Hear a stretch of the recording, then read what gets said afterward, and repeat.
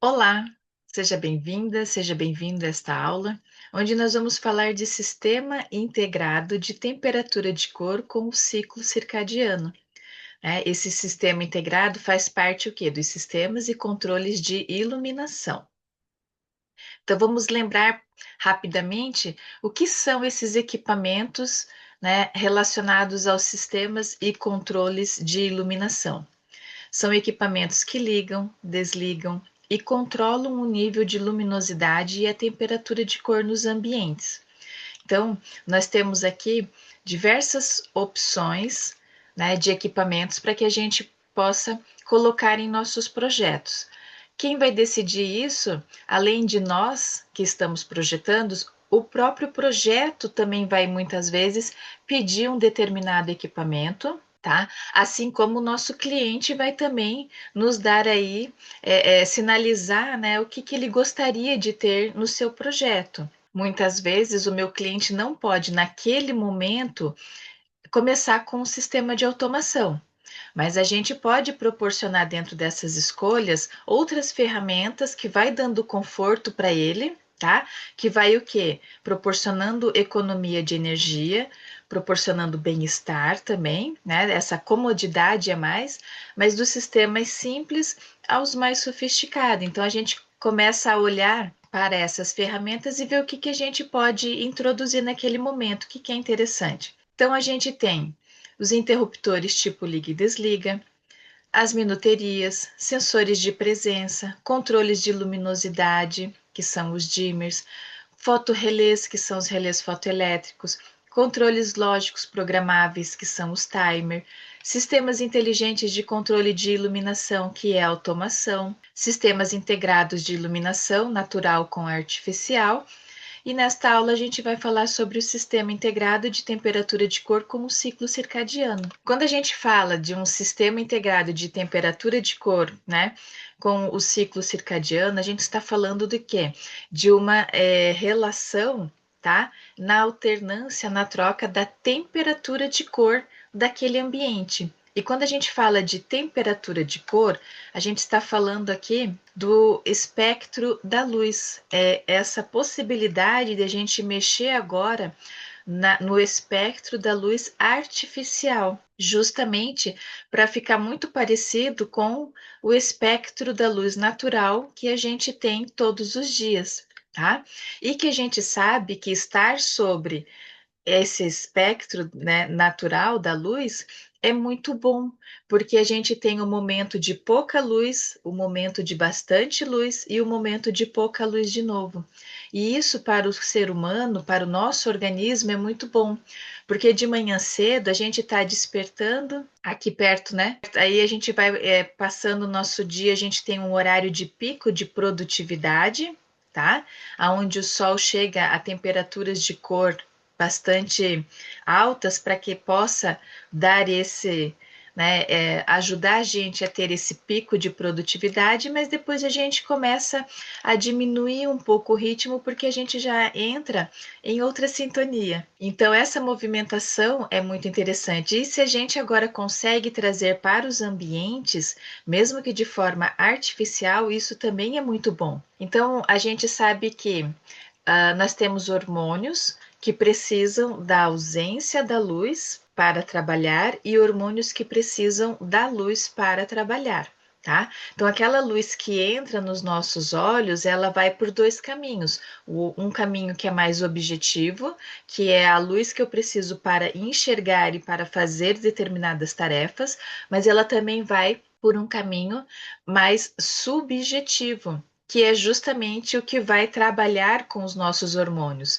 Então, quando a gente está no período da noite, a gente precisa da ausência da luz, porque a nossa melatonina precisa trabalhar, né? E aí, ela trabalhando, ela descansa o corpo. Quando o dia começa a clarear, né?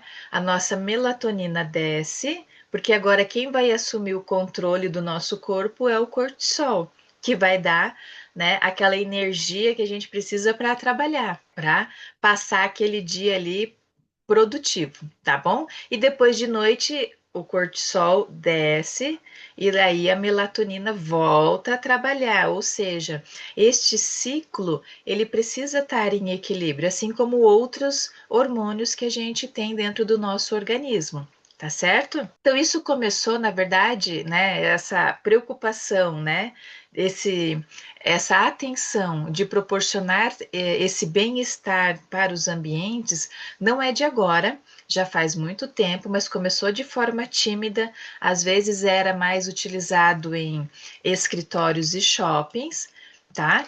Para que a gente pudesse ter uma noção também do tempo, porque quando esses ambientes e outros, por exemplo, né, não tinham contato com o exterior, não tinha uma abertura, uma janela, a gente passava ali algumas horas e estava tão envolvido com aquele universo que a gente está ali dentro, em que a gente perde a noção do tempo, tá? Não só perder a noção do tempo, mas às vezes, como nesta imagem, um ambiente todo muito claro, com a mesma temperatura de cor, das 7 horas da manhã às 18 horas da tarde, isso se torna cansativo e monótono, né? A gente precisa ter essa movimentação para que o nosso corpo possa responder da melhor forma. Então, quando a gente conseguiu proporcionar esta mudança, tá?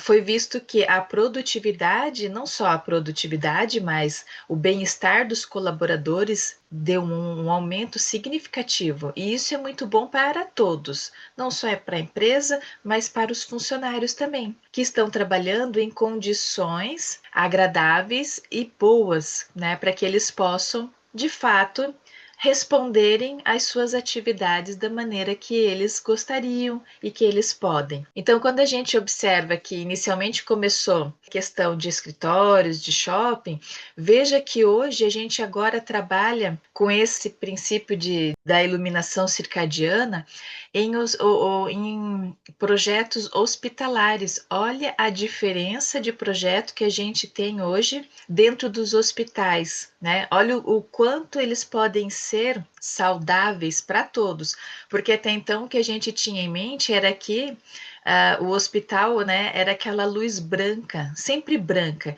e isso sempre foi muito ruim, tá? Para diversas características, e hoje a gente sabe essas características, né? Hoje o corpo precisa ter essa alternância da temperatura de cor, né, do espectro, para que a gente possa responder de outras formas. Então, a gente agora consegue medir melhor a evolução de um paciente, tá?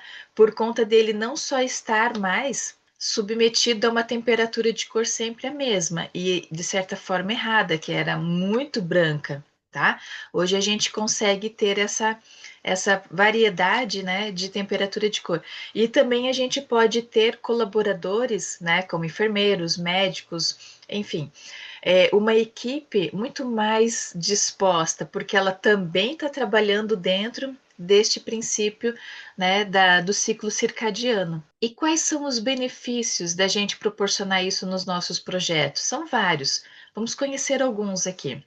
Melhora no bem-estar geral, favorece o estímulo à correta liberação de hormônios como cortisol, mais qualidade no sono por conta da melatonina, melhor performance no ambiente de trabalho, contribui para a redução do estresse, colabora na aprendizagem, ajuda na resposta a tratamentos médicos e proporciona ajuste no relógio biológico.